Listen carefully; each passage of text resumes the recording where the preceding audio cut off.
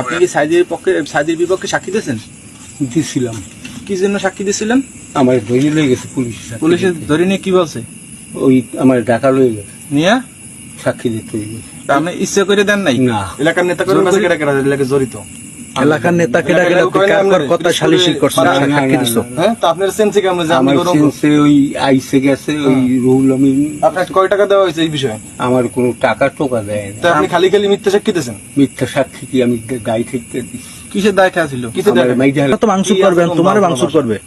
বাহাদুর মাংস তোমার লগে একটা নিষ্পাপ মানুষ। সাইদি সাহেব কেমন মানুষ ছেলে? এই সাইদি সাহেব কেমন মানুষ ছেলে? ভালো ছিল, ভালো। সাইদি সাহেব ভালো ছেলে। তা সাইদি সাহেবের নামে সাক্ষী দিছো কা?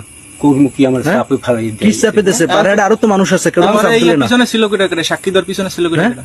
আমার সাক্ষী দেওয়ার পিছনে ছিল মাহবুব কমান্ডার, আর ছিল কেডা? আর কই না। এখন একলা আল্লাহর কথা তুমি সার বিনিময় দিছো? আমি টাকা খাইনি।